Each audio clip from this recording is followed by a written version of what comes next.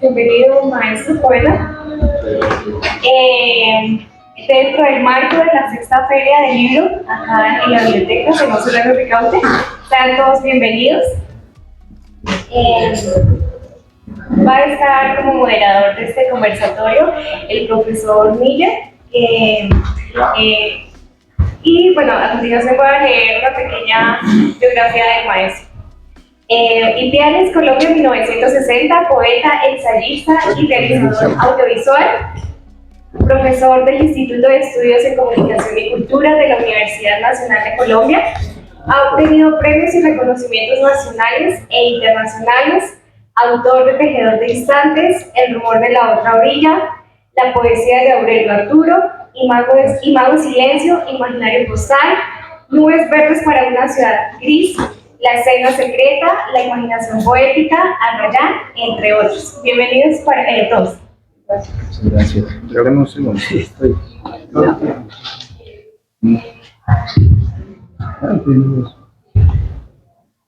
Bueno, buenas tardes.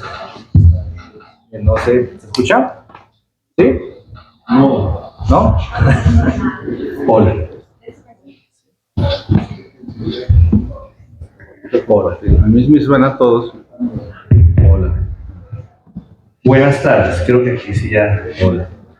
Vamos a compartir el micrófono y pues les doy la bienvenida a este templo. Este es uno de los templos más interesantes que deberían como no sé, como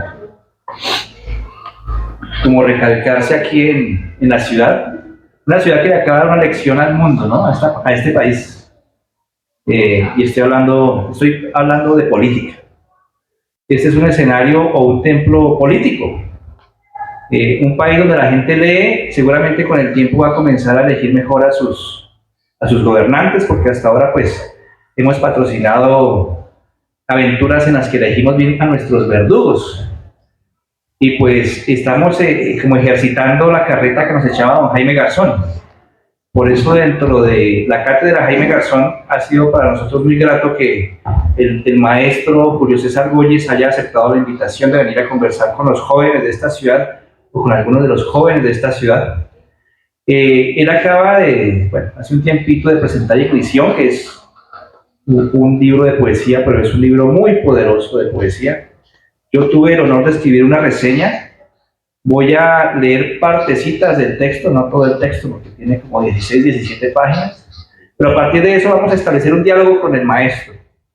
Si alguno de ustedes a partir de eso tiene alguna inquietud, yo estoy seguro que el maestro, que es un gran profesor de la Universidad Nacional, estará encantado de poder por lo menos plantear más inquietudes y más ¿eso es aquí? ¿Sí?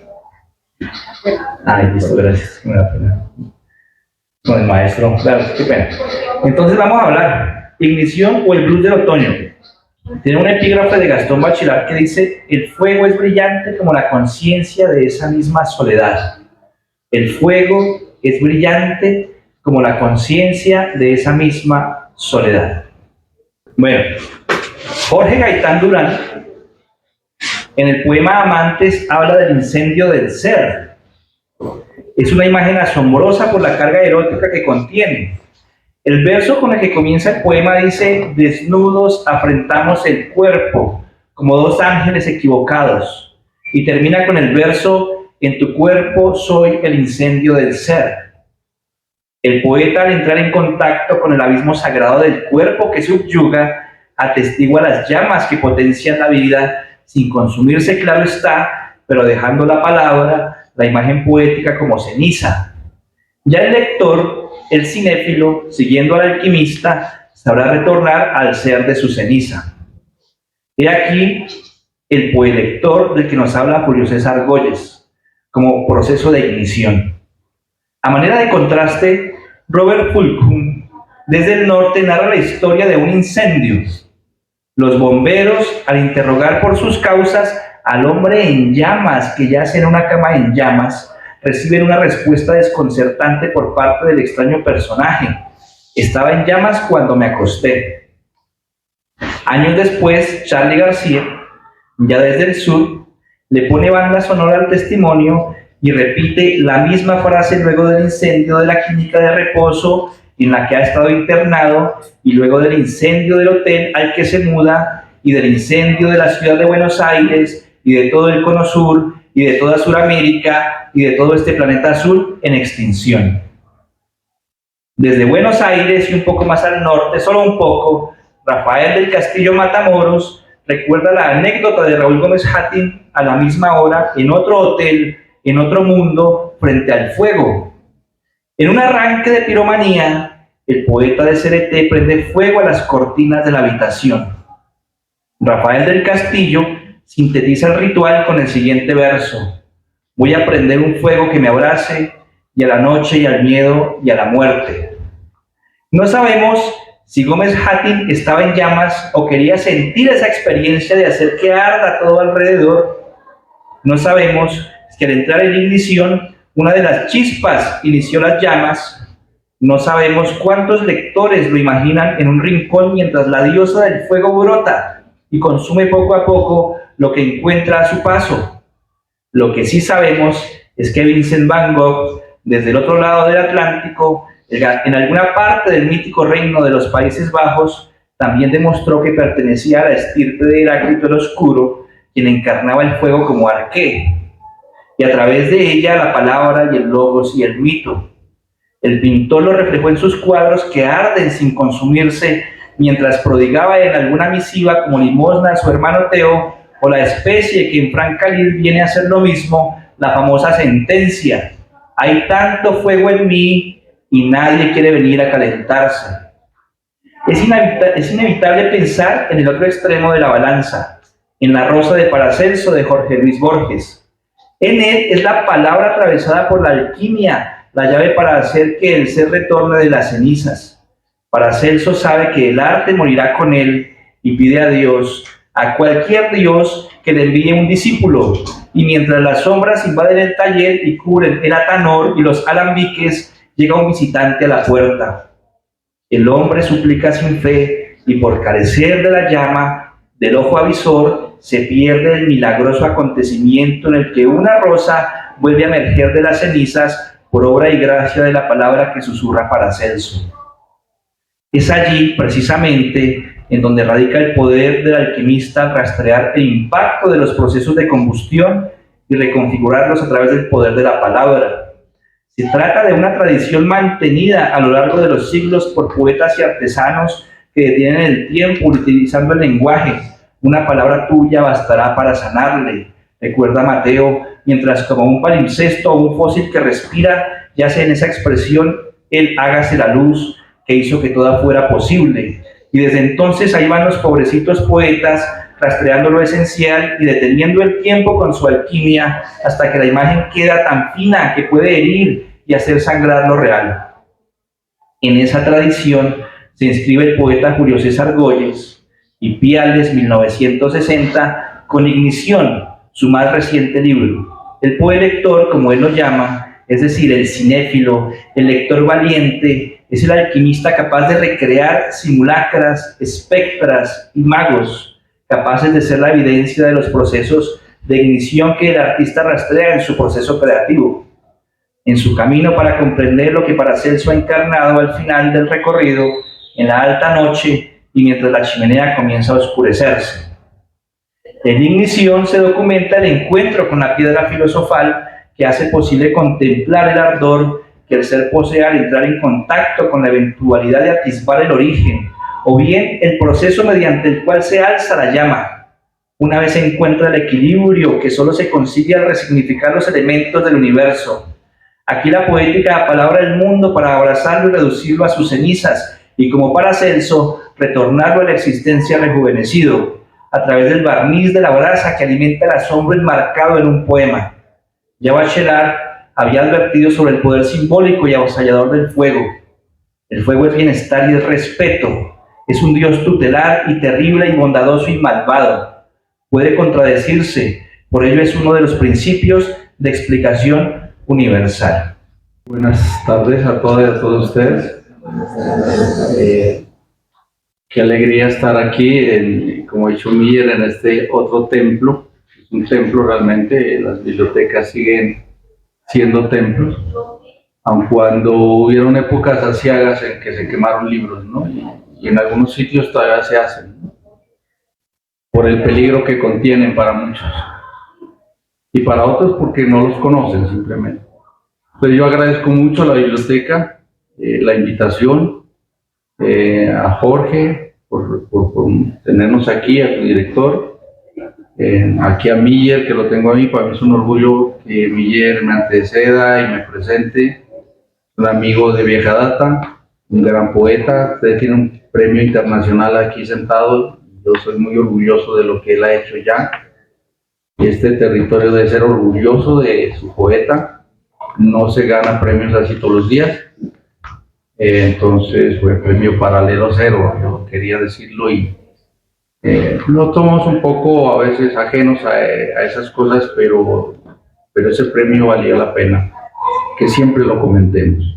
Entonces yo soy muy orgulloso de eso y de que estén ustedes aquí escuchando. Pues, ¿qué les digo yo? O sea, ¿de qué trata el libro más que no fuera ignición? Ya lo ha dicho todo, lo escucharon, y si faltan páginas, ya lo dice todo Miller, así que va a ser difícil, ¿no? Decirles más allá de lo que el libro podría tener, pero quizás lo que quisiera transmitirle a ustedes esta tarde desde el libro, en primer lugar, es que el lenguaje poético, el lenguaje en todo su espectro, es lengua, como ustedes saben, lengua, hacer gramática, comunicación, discurso, lengua, español, inglés, alemán, francés, en fin, italiano, en fin. Es lengua, códigos, ¿no? Códigos que se entrelazan para llevar un mensaje, buenos días, buenas tardes, gracias por invitarme, estas cosas comunicativas que nos enlazan. Pero también es lo que estamos haciendo en este momento aquí, es habla. Es decir, aquí no estamos transmitiendo un mensaje desde una frase construida, sino desde el cuerpo, desde lo que nosotros consideramos que es el afecto. Uno habla desde el afecto, desde el cuerpo, ¿no? El lenguaje del hablar resuena en los cuerpos. ¿Y cuáles? Pues en los nuestros, en las de carne y hueso.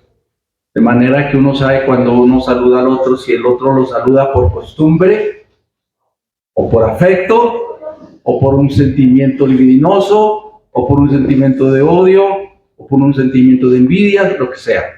Uno sabe. Que uno se haga el que no es otra cosa, ¿no? Que uno se haga el desentendido y distinto. El habla sigue siendo importante. Déjenme decirles que ahorita que estaba escuchando allá afuera, mientras terminaban ustedes su jornada de declamación, pues me llama mucho la atención que todavía podamos sostener la palabra oral. La oralidad es muy potente porque la oralidad resuena en el cuerpo. En cambio, la lengua necesita de una destreza y más que todo de un oficio, y es más cerebral, digamos, aun cuando no por eso sea también sentimental, como la que hace el poeta. Entonces, ¿qué quiero decir con eso? Que el lenguaje es la ignición. Dependiendo de cómo ustedes me quieran manejar el lenguaje, cualquiera que sea su interés, cualquiera que sea su habilidad, desde escribir una carta hasta hacer una novela, desde saludar en las mañanas al vecino o a la persona que ustedes quieren, hasta hacer un poema o una dramaturgia, lo que ustedes quieran, todo eso es ignición. ¿Por qué? Pues porque es creatividad. Uno tiene que disponer el cuerpo, los sentidos, los estímulos, la emoción y los sentimientos para poder producir y decir: yo soy un cuerpo vivo que estoy aquí para estar frente a otro cuerpo vivo, ¿no? Eso es lo que yo entiendo por la ignición del lenguaje en principio. Porque el lenguaje siempre quema. Si no quema, hay dos posibilidades. La primera, la más fatal, que estamos muertos, entonces ya nada cambia. Ya no pasa nada, ni el frío, porque el frío quema, ¿sabían eso, no? Eso ha pasado, ¿no? Eso es una cosa muy curiosa, ¿no? A veces uno se olvida, eso llamamos nosotros oxímoron o oxímoron. Es decir, que una cosa es y no es al mismo tiempo. Y es en serio, el frío quema. Y entonces, pues los cuerpos queman. Por eso es que duelen. No me digan que el amor no duele. El amor duele. Por eso es que uno se pone mal. O por eso es que uno se pone muy bien. Porque quema. Porque es una ignición constante. Entonces, claro, lo que hace el poeta es apalabrar. A mí me gusta mucho esa forma nominal de decir, apalabrar, ¿no? Hacer que el otro tenga en su cuerpo, resuene en el cuerpo la palabra, como compasión, ¿no? Es también un término muy hermoso. Pero compasión no solamente la versión cristiana, sino compasión que es compartir la pasión del otro. Esa es la diferencia de la moral cristiana. La compasión es un término muy antiguo. Quiere decir eso. No quiere decirse condolerse porque el otro exagera y yo quiero... No, compasión es compartir la pasión del otro. Mi pregunta a ustedes es: ¿este es un país que comparte la pasión del otro? ¿Hasta dónde esta historia nuestra colombiana comparte la pasión de los otros? Es decir, el dolor del otro. ¿O huye del dolor del otro? Estamos compartiendo la pasión de lo que pasa en Palestina mientras somos masacrados por los israelíes. Compartimos la pasión de lo que hicieron los alemanes con Israel, con los judíos. Compartimos la pasión por los desaparecidos en Colombia, por todo lo que nos ha pasado. Yo diría que sí, pero muchos nos acostumbramos a los noticieros y entonces la pasión se nos redujo a nada. Y ya fuimos capaces frente al televisor de comer, de amar, de hacer el amor, de no hacer nada más, mientras en los noticieros se nos daban las cifras de muertos y aparecían los muertos y los cuerpos. Eso es lo que ocurre. Fíjense que estoy hablando de varias cosas y de varios cuerpos, desde los cuerpos fríos hasta los cuerpos calientes, y todos entonces son parte de la ignición. El libro que más trae, pues yo diría un efecto de lo que estoy diciendo, ¿no? Que es una versión directa, experiencial, porque la ignición es experiencia, no es una cosa abstracta. Un poeta no escribe desde la abstracción, escribe desde lo que siente en su cuerpo atado, enrolado con los otros que van en la calle, que están aquí con ustedes y con los que están con uno, cuando uno tiene todavía ese jolgorio de la amistad, del amor, de la comunidad. Y tiene un aspecto que es los migrantes o la migración por Europa, sobre todo de colombianos, de ecuatorianos, de mexicanos, de brasileros incluso, que los hay muchos, de argentinos, y la migración de la gente de los países del este a Europa, la migración de los africanos en los metros, no solo de Madrid, de Barcelona, de París, de Alemania, en el mismo Moscú, la migración de los orientales. O sea, todos parece que estamos migrando. Una cosa es migrar por nuestro propio, digamos, deseo, y otra cosa es que nos saquen, nos excluyan o nos hagan migrar. Y en toda esa migración lo que yo sentí es que había un fuego todavía, ¿no? Que había una candela allí que hacía que los migrantes todavía vivieran, se rieran, festejaran, quisieran abrazar a sus congéneres, sean los que fuesen, porque hay muchos colombianos también que es migrantes, sobre todo mucho exiliado político, ¿no? Entonces, es un libro atravesado por esa ignición, por ese calor, a veces muy quemante, porque el calor hay que medirlo. Ustedes lo saben, el calor tienen que medirlo, porque si no quema al otro, se queman ustedes. Acuérdense que el mito más poderoso de eso es Empédocles. Empédocles fue el que se arrojó al Etna, al volcán, ¿no? Es el gran mito del hombre que se quemó y también aquel que quiso conseguir el fuego y entonces se quemó las alas, de la cual el colibrí sería el Hermes o el Empédocles o el dios más chiquito que tenemos, ¿no? Porque colibrí, de todas las mitologías, es fuego. Es el que enlaza los inframundos con los supramundos. Es un fuego intenso.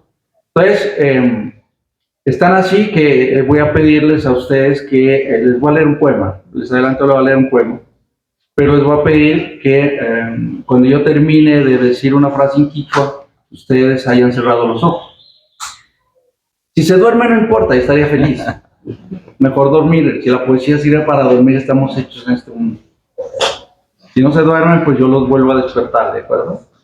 Palabra de media bruja, saben ustedes, ¿no? Y como estamos aquí entre libros, pues la cosa es más grave. ¿Vale? Entonces, pues pero tengo que buscarlo porque si no me demoraría mucho. Dame un segundito. Entonces, mientras lo busco, que no... Yo leo... Bueno. Ya lo encontré. Bueno, entonces... Pero miren, yo como no soy autoritario, ustedes no están acostumbrados a eso, así que yo no les voy a decir, cierren los ojos, porque sería horrible. Ya, ciérrenlos, no. Entonces yo tengo que pedirles a ustedes que compartan conmigo, ojalá les esté llegando, y que juguemos un poco esta tarde, porque mire, el dios Sol, o sea, el Etna y Empédocles está sobre nosotros. Por allí veo a alguien incendiándose la cabeza porque el Sol está dando durísimo. Entonces cuando yo termine un poema,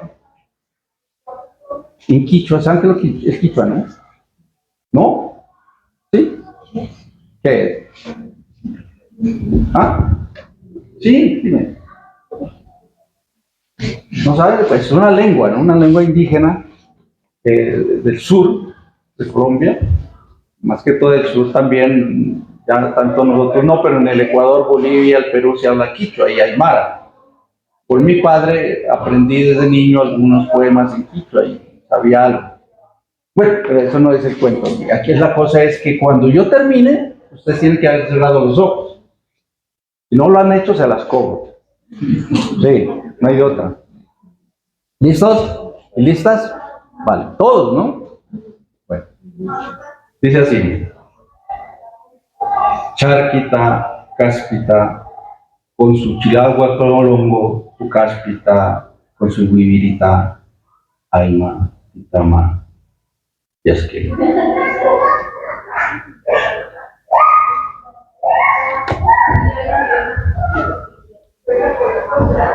el colibrí llega y se va, llega y se va. El niño abre los ojos y el colibrí ya no está. Mago del alba, henchido de poesía andas por todo ello, donando tiempos, escribiendo con tu estilizada pluma la historia del aire. Cuando la cometa rompe su cuerda, surcas con ella el inmenso cielo. El colibrí llega y se va, llega y se va. El niño cierra los ojos y al abrirlos el colibrí ya no está. Eso es una ignición, una quemazón. Bien. Julio, Pueden abrir los ojos porque si no se me duerme. Julio me hace recordar a propósito del colibrí, no sé si han visto una película que se llama 21 gramos. No sé si alguien ha visto 21 gramos.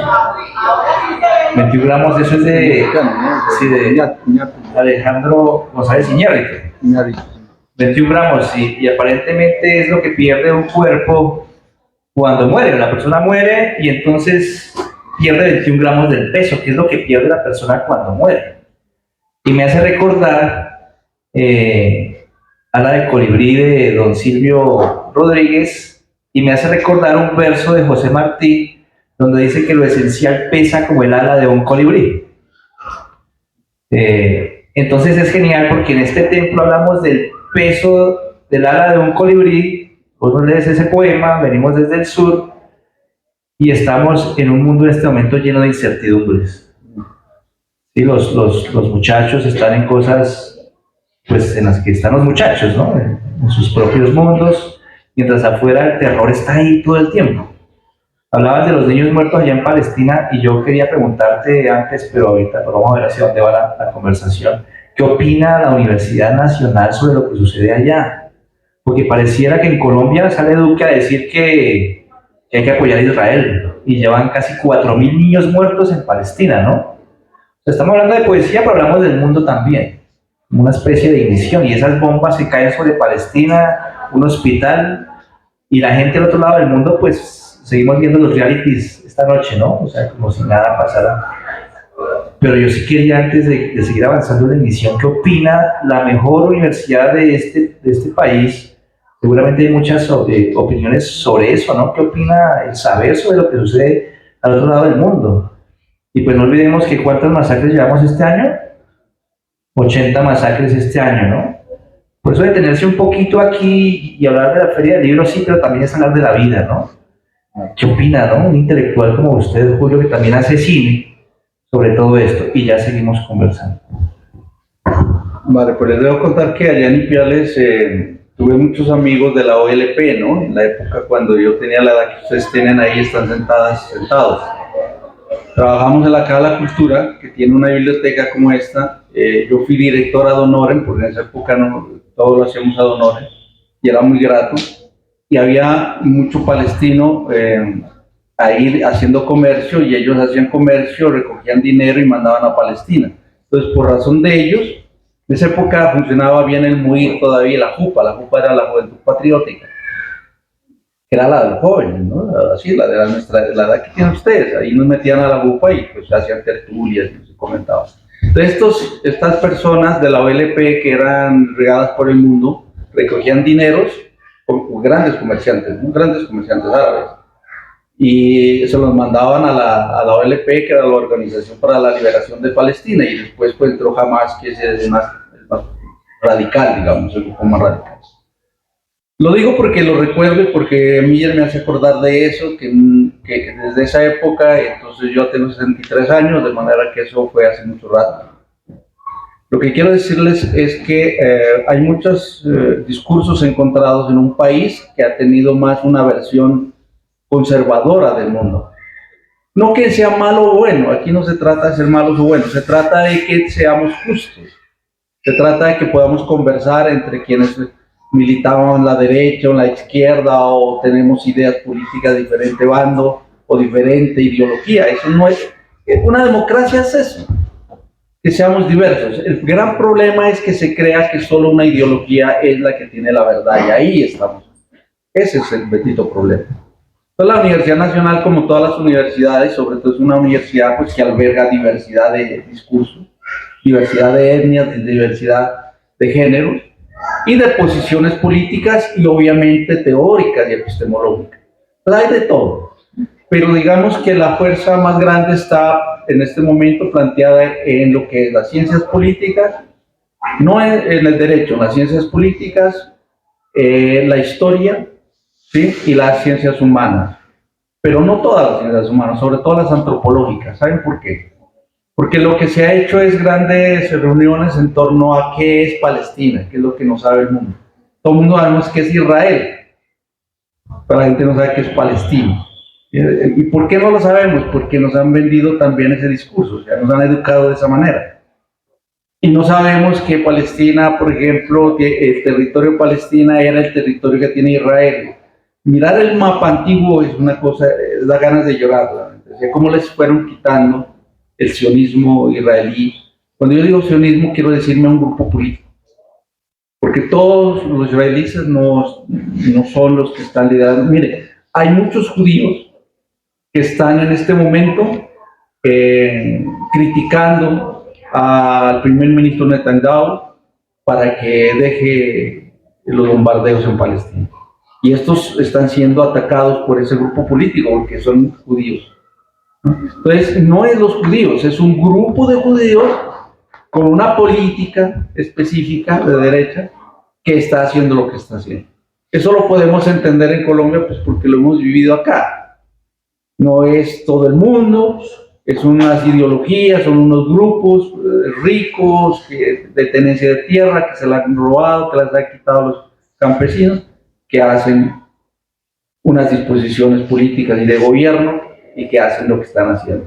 Entonces, lo más interesante o no lo más interesante, sino lo que uno podría hacer, y esa sería mi humilde recomendación, si uno quiere medio entender lo que pasa allá, porque eso nos va a afectar a todos, como la guerra en Ucrania nos va a afectar a todos en cualquier momento, es entrar, yo les digo a mis estudiantes, a San Google, porque San Google lo sabe todo, y al menos entrar y ver qué fue Palestina, quién eran ellos, qué es lo que ha pasado, por qué se le dio un territorio de Palestina a los israelíes después de la Segunda Guerra Mundial, por ejemplo, después de que ellos mismos fueron masacrados, como ustedes han cremados, por un partido político nazi. ¿Sí ven? Porque no eran todos los alemanes. Uno no puede decir que los alemanes son nazis, eso es un error horrible. No puede decir que todos los israelíes son sionistas, no puede uno. Pero sí puede decir que hay un sector, ¿cierto?, que fue el nazismo, liderado por Hitler, quienes cometieron el execrable y nunca olvidado, ¿sí?, exterminio de los judíos. Pero miren lo que es. Hace un rato les hablé, y con esto termino esa parte. Les dije, el cuerpo que se comunica con el otro cuerpo no lo hace como comunicación, sino como experiencia. Así puede quemar al otro o quemarse uno en el intento. Miren lo que pasó. Quienes fueron humillados, masacrados y exterminados ahora hacen lo mismo con otros congéneres. ¿De qué se trata la vida? En cualquier momento uno puede odiar, en cualquier momento uno puede ser execrable. ¿Saben eso, no? ¿Quién decide eso? Nosotros los sujetos decidimos eso para poder ser civilizados. Uno es el que decide. Porque si no decide, si uno deja que la ignición del lenguaje le queme todo el tiempo, lo que termina es insultando al otro. Y ahí comienzan ya los problemas, porque donde se acaba la palabra, comienza la violencia. ¿No? Entonces, eso es complicado, ¿no? Uno critica al otro tanto y lo odia tanto al otro que termina siendo como él. Es el castigo moral del sujeto perdido de la modernidad para...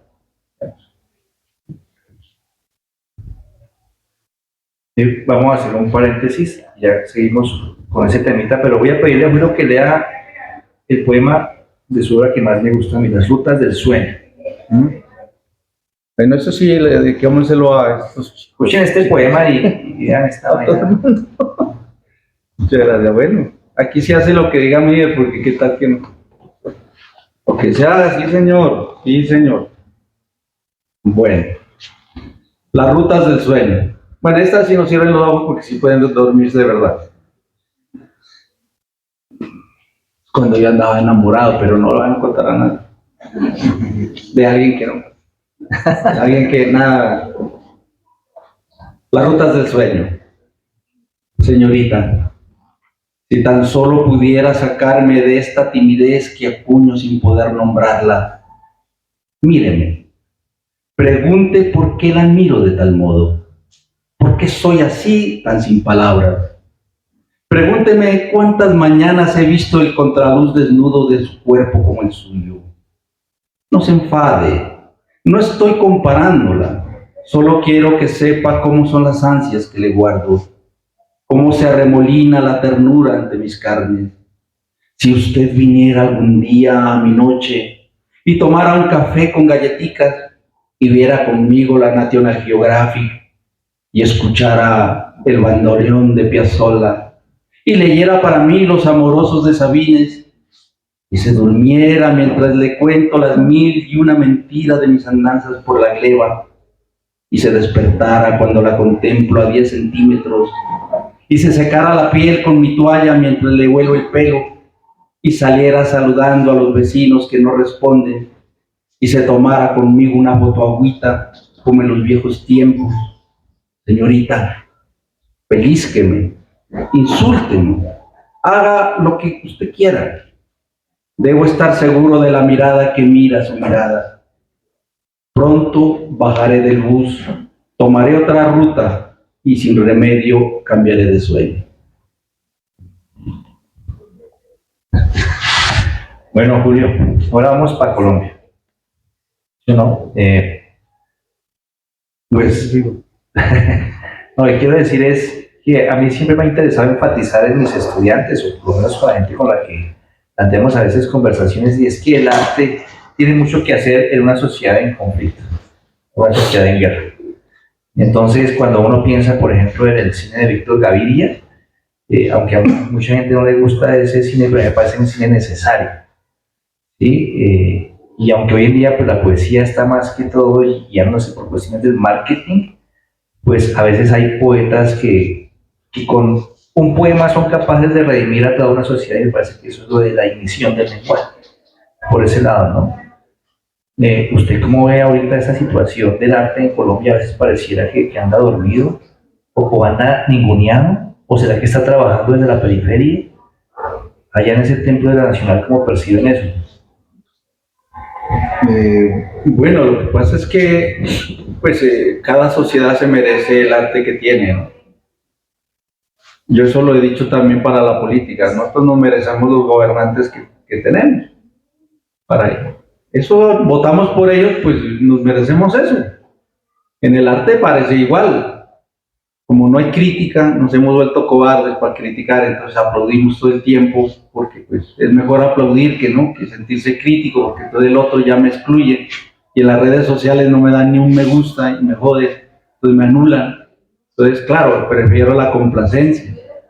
Ese estado de crítica es una pérdida de la ignición del lenguaje, una pérdida del calor del fuego, ¿no?, en el lenguaje. Y hay mucho arte. Yo pienso mucho como mi maestro Jesús González Requena, que es uno de los maestros más importantes en la última etapa de mi vida, pues de cuando hice mi doctorado, digamos. Y él dice una cosa que me parece muy bonita y es sencilla en el fondo. Dice, ¿para qué ir a ver obras de arte si me dicen lo mismo que yo veo en la realidad? Una pérdida de tiempo. Si me dicen lo mismo que yo estoy mirando, si me dicen lo mismo que los noticieros, si me dicen lo mismo que los últimos chismes del barrio, ¿qué sentido puede tener el arte? Luego, no, el arte no es para poder a uno desacomodarlo, no es para que uno lo ponga en otro sitio, lo quemen, como estamos hablando aquí en esos términos, y lo pongan a soñar de otra manera. Si el arte no hace eso, entonces se vuelve política. Y ojo, no estoy diciendo que la política no es necesaria, no, ojo, no estoy diciendo eso. Estoy diciendo que todo no puede ser político, pero sí tiene la reflexión del poder. El arte tiene una reflexión del poder. Aquí la estamos haciendo. Pero creo que nuestras poesías no tienen necesariamente que estar siendo panfletarias o estar pensando siempre en la realidad de esa manera. Porque miren, si el arte no se equipara a los sueños de alguna manera, no se afianza en la imaginación y no tiene el poder de crear mundos, ¿qué sentido puede tener? Para ustedes, los jóvenes.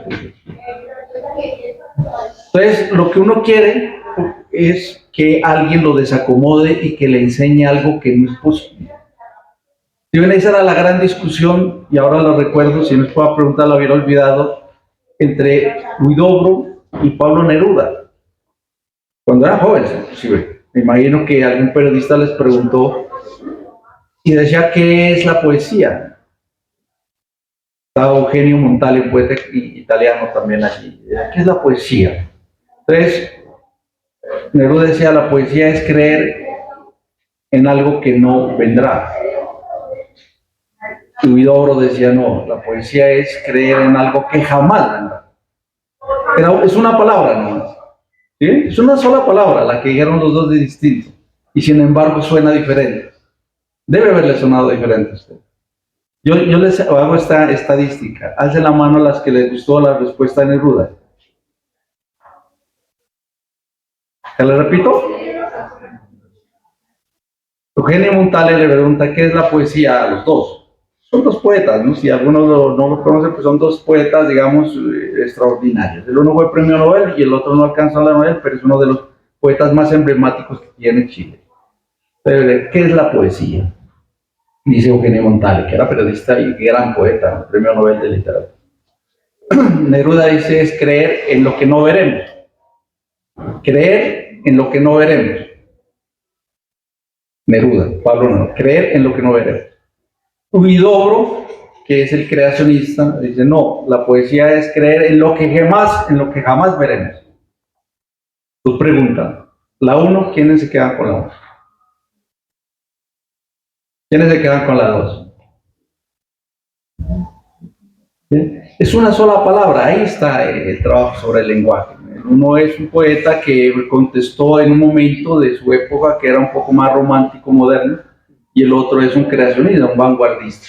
Sin embargo, creer en lo que jamás veremos, esto ya lo digo yo, ¿no?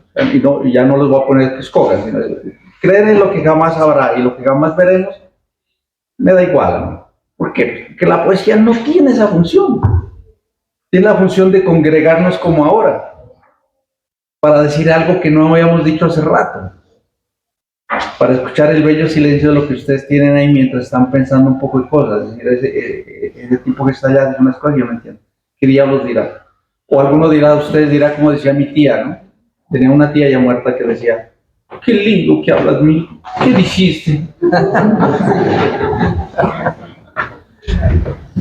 Bueno, hay tiempo para preguntas, voy pensando sus preguntas. Sí, la verdad, quiero hacer una más y es, después de tantos años trabajando como maestro, porque uno le da clase a maestros, es maestro de maestros, estudiantes, ha patroneado este país, ha ido al extranjero, ha sido tratado como sudaca, como todos cuando viajamos al extranjero, ha compartido un plato de sopa con 2 cucharas, porque lo que quiero decir con eso es que es gente que, esa gente que guerrea desde abajo y llega y se da el lujo pues, de hablar en quechua en la Universidad Nacional. Hermano, ¿qué es esa carreta de las nuevas subjetividades? Porque lo escuché en una conferencia y quedé frío, ¿no? Y ahora quiero que les comparta eso con nosotros acá. ¿Sí? La escuela, las nuevas subjetividades, ¿qué es esa cuestión? ¿Cómo están analizando lo que pasa en el mundo los expertos? No sé, ¿qué nos puede contar sobre eso? Las preguntas de ese poeta así tremendo. Eso, imagínense, en una conferencia que no, no, muy lindo, ¿no? Pero bueno, pues anclemos a un poquito de eso, a ver, que yo lo diría así, de esta manera. Hay un sujeto moderno que es racional, que es muy centrado y con el cual hemos construido toda la ciencia y la tecnología que en ese momento tenemos, hasta el bendito celular que ahorita tenemos. Ese es un sujeto racional, lógico-comunicativo, discursivo, que no falla, que es casi perfecto, que habla bien, que tiene una moral correcta, nunca comete un error. No sé, pues ustedes ya me imagino han entrado aunque sea para pistear la inteligencia artificial, ¿verdad? Yo lo he hecho, me meto 2 o 3 días y cuando ya me van a cobrar me salgo, porque eso lo han hecho, no me digan que no. Pues esa inteligencia artificial es parte de un sujeto así. Si les preguntara a la inteligencia artificial, ninguno de ustedes debe haber sentido que la máquina se equivocó. Y no se va a equivocar nunca. Está llena de datos, de información. De pura información, de datos, de números. 1 más 1 es 2. Solo mi padre era el único que decía, y ahí está la diferencia, que 1 más 1 no es 2 sino 3. Y yo le decía cuando era un pequeño, no entiendo, papá, ¿cómo así? ¿Es claro, hijo? Decía, tu mamá 1, yo 2, sacamos a ti 3. Y yo, esas matemáticas no me funcionan, pero ¿entendieron lo de 1 más 1? No, la han entendido. No tengo pastosos aquí, solo yo. Bueno, ese es un sujeto, y ese sujeto todavía sobrevive, digamos. ¿Qué pasaría si uno nos saluda? ¿Qué pasaría si uno va a pagar al banco y se equivoca? Pues todavía sobrevivimos, está allí vivo. Lo que pasa es que ese sujeto se apoderó demasiado de la cultura, y entonces que todo el tiempo quisimos imponerlo, o nos lo quieren imponer todo el tiempo. Al extremo, perdón que vuelva al tema, pero es que es de moda, pues y además duele, hasta el extremo de que la comunidad europea aplaude los bombardeos de Israel a Palestina. Aplaude, dije. No es mentira, con algunas excepciones. ¿Me entienden lo que digo? O sea, ¿cómo puede uno estar de acuerdo porque él dice que la lógica y lo correcto es que esos terroristas de Hamas se han acabado? Sí, pero no a costa de la gente humilde e inocente de Palestina. No voy a volver a tocar el tema, perdón. Aunque aquí tengo algunos poemas por ese lado. Entonces, pero hay otros, porque nos cansamos también de ser tan correctos y de que crean que nosotros no somos de carne y hueso y no fallamos. ¿Ustedes creen que fallan? ¿Tienen errores? ¿A dónde está ese sujeto? Entonces ese sujeto apareció por fuera de la religión y por fuera de la ciencia cognitiva, lógica, comunicativa. Y ese sujeto de carne y hueso que se equivoca y pide disculpas, porque hay que pedirlas cuando uno ofende al otro, también ha estado sobre la faz de la tierra, que somos nosotros. Ese es otro sujeto. Ese es un sujeto que le llamaríamos bien un yo narrativo. Un yo que narra. Como a mí no me narran, decían en la picaresca española, como los pícaros. Nadie se ocupaba de ellos, entonces pusieron a narrar ellos mismos. El problema de eso, que está bien que se nos reconozca a las clases populares, a las clases medias, que ellas sean las que narran sus propios dolores, sus propias circunstancias sociales. El problema de eso, ¿sabe cuál es? Que nos estamos pasando al otro extremo. Estamos narrando lo inmoral, estamos narrando la destrucción del cuerpo, estamos narrando la pornografía y no lo erótico, estamos narrando no el amor, sino la sensibilidad, digamos, decadente de los gritos y digamos, del exceso del teatro, ¿no? Nos hemos pasado a otro lado. Estamos creyendo que los héroes que tenemos y que tenemos que, digamos, pendientes de ver su narración, no son esos héroes que se han encargado de construir comunidad, barrio, familia, sino aquellos otros que se han encargado de destruirla. Es la verdad. El silencio de los inocentes, por ejemplo, es una película donde se vangloria al psicópata. Solo digo de una, pero ustedes conocerán muchas. En ese sentido, algún cine colombiano no me gusta. No me gusta. Lo he visto, lo he leído, lo he criticado y lo he hecho de frente. ¿Por qué? Porque se exalta demasiado justamente al que destruye la comunidad, destruye el amor, destruye la amistad, destruye la familia, creyendo que es el tipo de héroe. Yo entiendo, y lo fui, como joven, uno tiene que irse de casa, como joven uno es travieso, como joven uno es aventurero, pues que eso es normal, pero es que eso es normal, lo anormal es que tenga yo 60 años y sigan las mismas.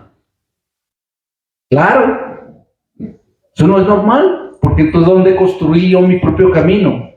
¿Dónde está mi subjetividad también construida? O sea, hay que esforzarse también por entrar en esa posición social. Entonces lo que ocurre, y esa es la pregunta que hace Miller, pues que es más compleja de decirlo, pues porque yo siempre ando con imágenes. Les debo contar que yo trabajo con imágenes todo el tiempo. Si no es con imágenes en mis clases no hay. Yo no las imágenes no son materia para trabajar, ¿no? Estoy todo el tiempo trabajando con imágenes. Entonces, pues por eso me demoro un poco más con ustedes en ese sentido. Entonces, en este momento, digamos, si antes había un yo que se narraba, un yo que se comunicaba de forma lógica, después un yo narrativo que destruía esa comunicación, como la novela, digamos, como el cuento oral, que es tan lindo, como la poesía oral que estaban escuchando ustedes. Hoy en día ya no hay nada de eso, hay pura sensibilidad, digamos, puras imágenes entrecortadas. No hay tejido, sino una especie de pirotecnia de imágenes, ¿no? De sentimientos y emociones. ¿Quieren un ejemplo rapidísimo? Porque estoy dirigiendo una tesis de ese orden. A mí me encanta dirigir la tesis porque ustedes los jóvenes le enseñan a uno todo sobre el videojuego. Estoy dirigiendo una tesis sobre el videojuego. ¿Y sabe qué? De maestría. Esta es una mujer, lo cual me encanta. Mire, primero una tesis sobre videojuegos que la universidad rechaza. Yo pienso que ahí debemos estar todo el tiempo, en lo que está viviendo los jóvenes. Porque el videojuego no es la novela, el videojuego no es la teoría, ¿qué es eso? Es emociones, es pura actividad, es violencia. Vale, pues pues estudiemos eso, a ver qué pasa. Y segundo, es una mujer. ¿Y sabe cuál es la tesis? Se llama La poética de la fatality en el videojuego Mortal Kombat. Peor, dijeron, ¿cómo así? Ni siquiera es un videojuego de construcción de ciencia, no es un juego. Pero ¿qué pasa? Si es que es uno de los juegos más emblemáticos del combate. Y lo juegan todos los jóvenes en silencio, y la academia y la cultura lo rechaza. ¿Qué es eso? Entonces, si la universidad y la educación no está con eso, entonces ¿para qué? Y ahí lo que estamos estudiando con esta estudiante es justamente viendo eso, ¿no? ¿Por qué la fatality? Si la mayoría lo conoce y sabe eso, pues sabrá que la fatality es el movimiento más cruel que hay en el combate. Desde sacarle el corazón hasta decapitaciones. Un cuento violento. Mira, en Estados Unidos encontramos por lo menos 35 tesis doctorales sobre eso. Y todas defienden que es una violencia que no es la violencia real, que quienes condenan eso es porque no conocen ni estudian los nuevos productos de la cultura. Que se exageren, sí, pero hay que estudiarlo. Hay que estudiar. ¿Hasta dónde llegaremos? No lo sé. Pero para mí ese momento, entonces allí, en ese videojuego, y con esto voy terminando, nosotros no podemos estudiar las narrativas, el relato. ¿Por qué? Porque no hay. Hay un mito. Y hay unas acciones. Apenas ustedes eligen un personaje, comienzan a jugar y a combatir. Y el combate es la acción, no es la historia. No es como cuando uno entra a un teatro o una película donde va a ver una historia con personajes que se enamoran, que se odian, que se detestan, y al final ya no es eso. Hay una actividad corporal intercedida por una percepción con la imagen a través de la jugabilidad o la interactividad con el juego. Muchos de ustedes juegan, yo lo sé, que me digan que no. Yo lo sé. Entonces, eso es ya parte de unas nuevas subjetividades. Y si no las entendemos, pues peor para nosotros, que creemos que no ha cambiado el mundo, y el mundo ha cambiado ya hace rato. Me gustaría así, ahí en este punto, contarles esto, miren, que fue tal vez en la conferencia aquella de la PTC. Porque aquí lo voy a hacer de forma rápida. Voy a usar solo las tres zootopías o las tres imágenes: el bosque, el fuego y la oración. Pero la oración no en el sentido, digamos, religioso, ¿no? Sino la oración en el sentido sagrado. A ver, ¿cómo les explico esto? No es una oración dirigida exactamente a Dios o a Jesús, sino que es una oración para encantar el mundo. Como por ejemplo, te deseo un lindo día. Es una oración. Puede que tú seas maometano o maometana, puede que tú seas cristiana, evangélica, no importa, pero si tú le dices buen día, es una oración muy linda porque le estás deseando un buen día a la otra persona. No importa su religión.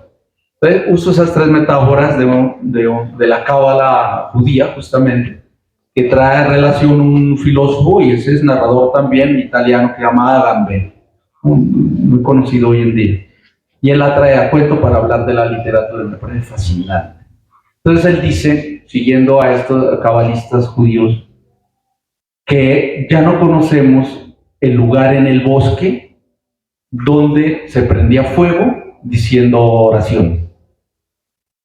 Es decir, ese momento mágico, mítico, antiguo de la humanidad. Piensen solo ustedes en esto. Solo piénsenlo en un momento. Imagínense en el momento en que el hombre descubrió el fuego. Hay una película, pero pues si no la han visto, se llama La Guerra del Fuego, de Jacques Knight, una de las películas emblemáticas. Solo piénsenlo, se imaginan lo que debe haber sentido ese ser humano que sintió que podía hacer fuego para cocinar la carne y para calentarse en esos terribles fríos oceánicos. Debe ser maravilloso, estremecedor. Nosotros ya sabemos cómo hacerlo, pero en ese momento no. Entonces estaba hablando Agamben de ese relato judío, de esa especie de cábala, de secreto. Ya no conocemos el lugar en el bosque donde se prendía fuego, y además donde se decía oraciones. Pero todavía podríamos encender el fuego y creer que podemos salvarlo. Claro, No me diga que nunca han intentado hacer fuego y rodearse con sus amigos, tocar guitarra, cantar, tocar flautica como nosotros mariñeses, decir chistes, cantar, tomarse algo. Es una etapa muy linda de la vida, ¿no? Pero ya no sabemos hacer eso, nos da miedo, porque hay mucho malhechor, es una sociedad descompuesta. Entonces todavía podemos decir oraciones, desearle a alguien con el lenguaje algo bonito y ahí recordar el momento del lugar, del bosque, donde se prendía fuego, donde se hacían oraciones y era mágico. Ese momento de la oración que estamos haciendo ahorita, porque es como si estuviéramos alrededor del fuego, que en este caso es la palabra, todavía es posible. Ustedes todavía pueden encender el fuego y mantener el relato antiguo, aun cuando ya no conozcan el lugar en el bosque. Tienen que imaginarse. Bueno, Julio, la verdad, como siempre, uno queda ahí frío. No sé si tengan preguntas, porque después voy a pedir a que lea unos 3 o 4 poemitas para cerrar. Entonces, creo que no hay preguntas. No hay. Sí, Darío, Goldman, Sebastián. Jugando. No, mentira, no, sí, ya. Listo. Entonces, comenzamos, Darío. Muchas gracias, Julio. Le agradezco, sobre todo porque nosotros somos una ciudad, un remedio de ciudad de gente que le gusta lo práctico, el billete y el lenguaje ya, digamos, esa actitud destruyó nuestra posibilidad de comunicación. Nuestro lenguaje es pragmático. Nosotros vivimos hablando desde de hacer vueltas y de hacer plata y como desfogar por ahí los sentidos. Es una especie de bendición que venga una voz como la suya a hablarnos, por ejemplo, de Giorgio Agamben, hablar de esas cosas que no forman parte de nuestra cotidianidad. Es una especie como bálsamo. Muchas gracias, además. Y para no recurrir a la inteligencia artificial, le voy a preguntar a su merced, ser subjetivo, gran lector. Sé que muchas personas acá no tienen la asiduidad para la lectura de poesía, y yo sé que su merced es un gran lector de poesía. Me gustaría que nos recomendara unos 5 libritos, unos 5 libros de poesía que sean importantes para ustedes, que de pronto podrían servirnos a nosotros también como lectores de poesía. Esto recomiendo al Julio lector, ¿no? Y preguntarle si tiene su merced algún texto, algún poema acerca del hecho de la lectura, del acto lector. Era eso. Muchas gracias, hermano. Viva Aurelio Arturo. Sí, se me fue el opinador por estar pensando en Aurelio Arturo. Sí. Estaba pensando en un libro que tal vez ustedes no conocen, que se llama No hay buitres en Boston. Miguel Pineda, sí. ¿Sí lo conocen? Pues es un gran libro, recomendadísimo, porque a través de él se pueden leer otros poetas. Debe estar aquí en la biblioteca. No, pues hay que ponerlo aquí. No lo tiene ni el autor. No conoce nadie. No lo conoce ni el autor. Darío ha hablado de uno que es, yo sé que él es su ícono y que lo es para la sociedad colombiana, ¿no? El Morada Sur de Aurelio Arturo realmente es un libro muy bello para iniciarse o para leer. Ahí está todavía un sujeto moderno vanguardista, porque él hizo 5 poemas vanguardistas como Lluvias, Tambores, Hierba y Silencio, que son poemas vanguardistas bellísimos, ¿no? Donde, por ejemplo, tiene uno que es la palabra, que es su teoría sobre la palabra del lenguaje. Yo diría que es lo que estamos hablando más o menos, ¿no? Trabajar era bueno en el sur, cortar los árboles, hacer canoas de los troncos, ir por los ríos, decir canciones era bueno. Como iría diciendo ese poema en Bogotá con sus amigos, me lo imagino. Pero, digamos, ahí hay uno, ¿no? Y miren, yo, pues, me vas a perdonar, Darío, bueno, dije eso, puedo decir varios, pero miren, yo llegué a una pequeña conclusión, realmente es una pequeña conclusión. Lean lo que se les dé la gana. Es en serio. Y lean con pasión. Si quieren dejarse, digamos, guiar, pues ahí está el bibliotecario, ahí está el profesor que uno conoce, que me recomienda hoy, léanse un poema. ¿Saben por qué? Porque yo en eso soy seguidor de Borges. La lectura es un estado de felicidad y yo no puedo obligarle a nadie a ser feliz. Es una respuesta de alguien sabio. Yo no puedo obligarle a nadie a ser feliz. Cojan lo que sea, y él dice, ¿no? Además dice después, si ustedes toman un libro y eso no les da felicidad, déjenlo inmediatamente. ¿Para qué? Bueno, pues para cuando está al colegio uno porque tiene que cumplir, entonces le toca. Pero hay veces que eso no es pasión. Todo, digamos, yo tuve un padre que no tuvo una educación sino hasta quinto de primaria, pero fue un lector despiadado. Todo lo que heredé de él fueron libros. Nunca heredé casa, ni carro, ni beca, ni águila, ni nada. Pero dejaron libros y ahora le agradezco esos libros. Entre esos, yo recomendaría, ese fue el libro que llevé a mi primer lectura de poemas, David. Es increíble que me lo hagas recordar tú. Se llama, mire, Huerto al Gnóstico, de José María Vargas Vila. Tenía 16 años. No entendía un carajo. Pero ese libro algo le pasaba. Yo creo que es como el cuento del juego que les dije del bosque. Es en serio.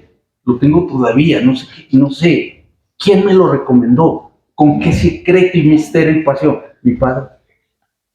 Tú vas a estudiar filosofía, debes leerte este libro. Y yo, pues para no defraudarlo, yo lo abría, lo releía, no entendía un carajo, volvía otra vez, lo dejaba, lo sacaba. Es impresionante. Finalmente lo leí ya maduro y lo recuerdo con mucho amor y lo quiero mucho porque Huerto al Gnóstico, mire, Huerto al Gnóstico, ¿no? Los gnósticos, ¿no? El secreto de la subjetividad, ¿no? El secreto de la vida, de la existencia está allí. Y aunque digamos muchas cosas nunca entendí de Vargas, luego leería yo mucho de Vargas Vila, ¿no? El Ibis, Flor de Fango, ¿no? Muchos otros textos, La muerte del cóndor, en fin. Aunque eso hubiera ocurrido, siempre soy agradecido. Entonces, aquí, lean. Una cosa lo lleva al otro, la pasión es así, sí. Debe haber un lugar donde diga poesía, o diga novela, o diga mitología, veo aquí. Ahí también está la poesía, sin duda alguna. Pero desmárquense un poquito de las redes sociales, un poquito. Yo no digo que las abandonen, no tengo esa moralina. Yo mismo manejo mis redes sociales.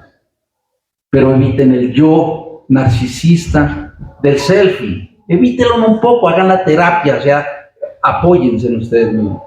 E intenten salirse de ese yo egoísta, narcisista, del yo me gusta, del yo soy así, un poquito. Rompan con eso. Y entréguense al otro. ¿El otro es dónde está? El otro está allí, vean los estadios. Está otro, intentando comunicar su experiencia con ustedes. ¿Vemos un bueno? Vamos a hacer las preguntas. ¿Levante la mano? ¿No? 1, 2, 3. Vamos a hacer las preguntas de una vez para que el Jurito vaya redondeando ahorita. Pero vamos a permitir que nos lea un par de poemas. Los escucho. Tú. Harold, ¿verdad? Yo creo que sería si hubiesen estado de acuerdo con los dos poetas chilenos, parece que es la poeta. Listo. No más, así no, ¿cómo van a atacar así? ¿Quién más, Sebastián?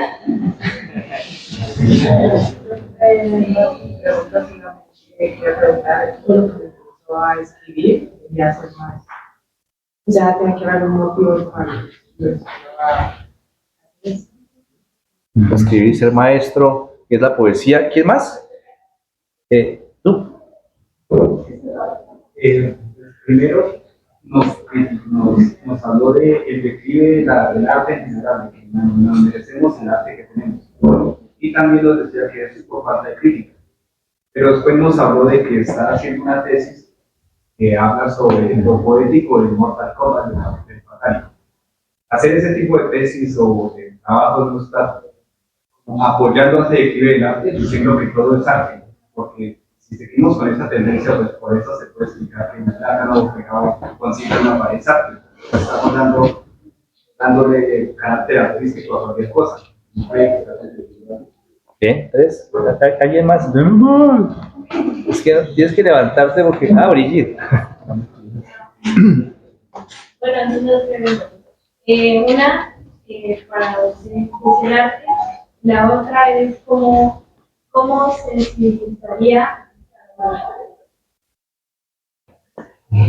Poema y respuestas o respuestas y poema, tú decides. No, pues intentémoslo, ¿no? Déjenme decirles a ustedes, a todos los que están aquí, pero y a los que han hablado, que preguntas tan interesantes, o sea, realmente conmovedoras, ¿no? Sí, digamos, ¿qué sería la poesía para mí? Yo diría que es la ignición, que es un fuego constante, del que no puedo evitar.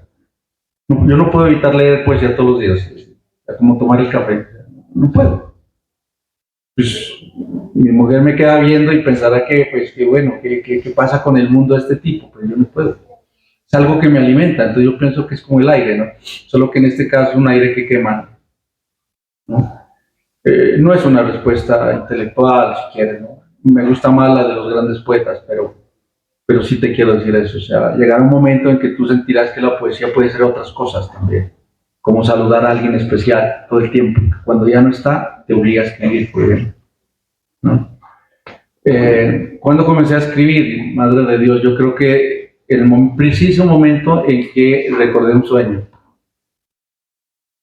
yo creo que en ese momento viene la escritura, ¿no? Porque es que miren una cosa, y aprovecho para responderlo de otra manera. No es que la evada.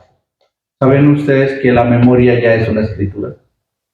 Recordar ya es escribir. En el momento en que yo salí, digamos, ya de mi casa, muy jovencito, a los 14, 15 años, y recordar lo que era mi casa, mi madre, mis padres, el fogón, los perros, el patio, el colibrí, no pude evitar hacer memoria de eso y comencé a escribir. Porque ellos eran mis héroes, realmente, ¿no? ¿Qué será el arte, no? O sea, no sé, la pregunta tan interesante. Claro, podría parecer una contradicción, pero no lo es, ¿no? Porque estos chicos, porque ella es joven, ella es muy joven, pues quiere hacer una tesis sobre eso y nadie le quiere dirigir, y a mí me parece muy raro, porque ella está convencida de que ese es un arte. Entonces, como yo todavía no lo sé, yo sé que es una mezcla de tecnología, de estética, de diseño, ¿no? De literatura y de mitología y de acción, porque aunque a ustedes les parezca que se van a reír, yo creo, y ella se rió cuando yo le conté que yo hice artes marciales cuando joven. Entonces, inmediatamente digo, no, este es el director, pero yo no tenía idea de lo que era ese videojuego, o sea, yo no sabía qué era, pero lo podía entender un poco. Yo hice taekwondo en el momento en que todavía no era olímpico, sino apenas un deporte marginal. Oye, hoy en día es olímpico, el taekwondo, taekwondo. Entonces, yo sí creo, qué pregunta tan linda, yo sí creo que los profesores, los adultos, los mismos colegas debemos acompañar a quienes quieran estudiar, porque el caso de ella es que quiere estudiar. Sí, la pregunta de ella es esa. Es una pregunta realmente. Dice, ¿es posible que la violencia sea lúdica y estética en la poética de las fatalities? Esa es la pregunta de investigación. Ella no dice, no, que sí lo es, no, dice, voy a estudiarlo. Entonces mi trabajo es acompañarla a que lo estudie y al final dirá, pues mira, que no era tanto como yo creía, o mira que sí, validar. Entonces la enseñanza es, antes de dar un juicio, estudia. Antes de dar juicio, lo que sea, estudia, analiza, contrólate, ¿no? Porque es que estamos muy acostumbrados a usar la palabra para desmejorar al otro, pero no sabemos por qué. Y el arte, pues no sé, el arte también depende de muchas variantes. Pues por mi trabajo me ha tocado estudiar la historia del arte. Pues yo diría, yo lo voy a decir de otra manera, ¿no? ¿Quién es mejor, Botero que murió ahora o Miguel Ángel? Miguel Ángel, el gran pintor de la Capilla Sistina. ¿Quién es mejor para usted? Entonces aquí les dejo esta golpiza. El arte no evoluciona. No evoluciona. Pueda que les conmueva a ustedes Miguel Ángel mal, pero yo, por ejemplo, Botero no es de mis preferidos. Una vez que estaba en el Paseo del Prado, porque yo tuve la fortuna de que, como él expuso, ¿no? En España, en el Paseo del Prado, pues, yo estaba todavía estudiando allá.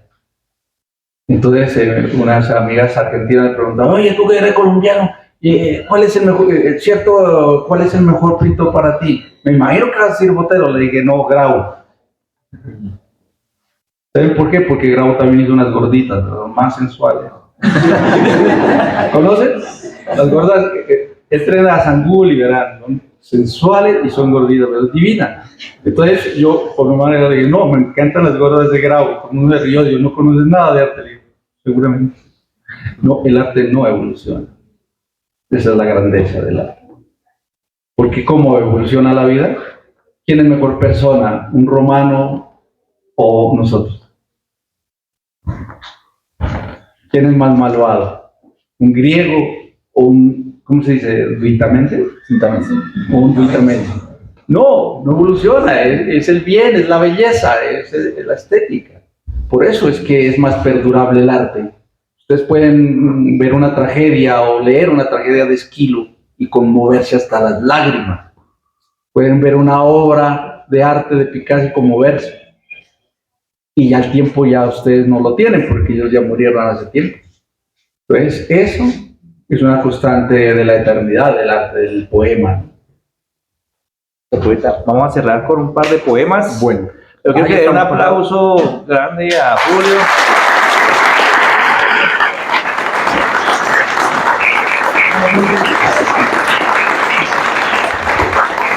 nunca me habían sentido tan aplaudido, pensé que era Karol G o Shakira.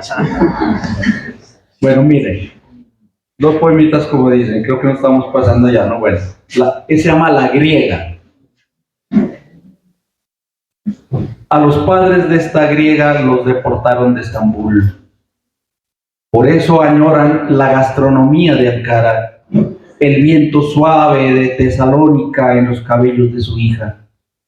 Grecia es más hermosa desde lejos, dice, y las ganas no le dejan terminar la frase.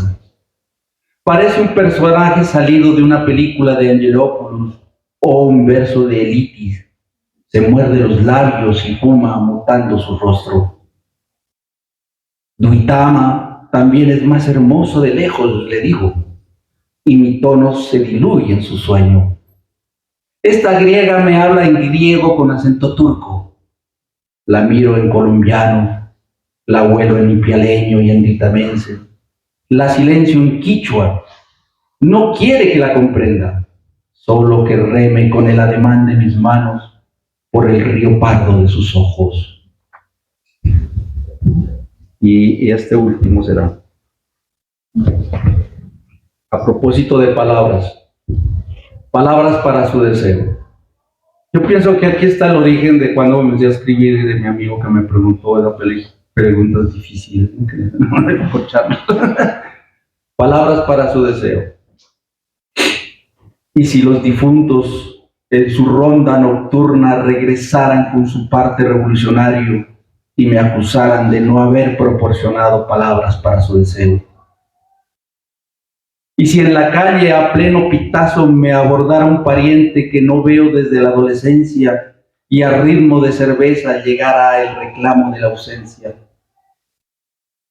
Y si el alma que lleva el diablo de un viejo amigo que convida algo parecido a la alegría se esfumara en un automóvil con la música a todo volumen, conducido por una pelirroja de enormes gafas negras.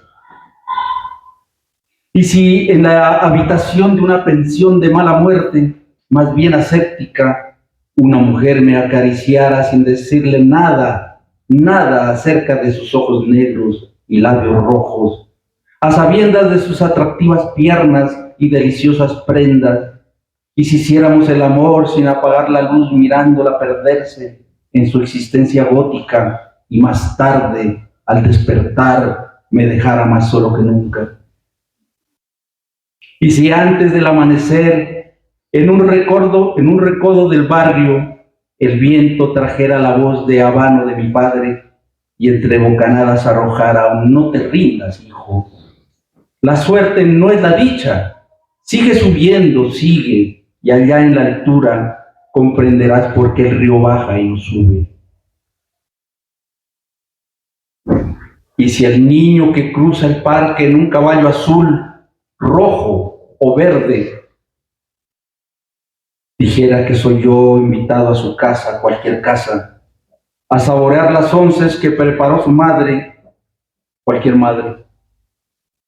Gracias.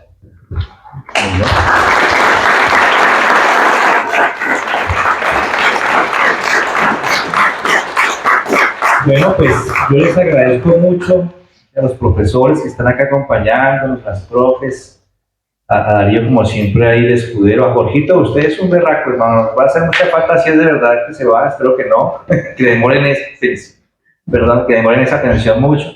Los estudiantes de Santoto, gracias por venir y la paciencia, los estudiantes de Quiebra de Becerras igual, porque yo sé que algunos vienen desde la vereda, allá Ribotota, entonces el sacrificio ahorita se van de rumba y dicen que acabamos como a las 11 o 12 de la noche, estoy seguro.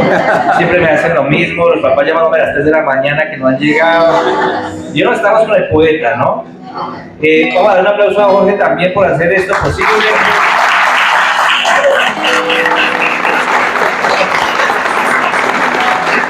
Y bueno, muchachos, muchas gracias y no sé si alguien quiere una foto con el poeta me avisa para tomarla aquí. Vicioso, que esté muy bien. Pero ¿cómo?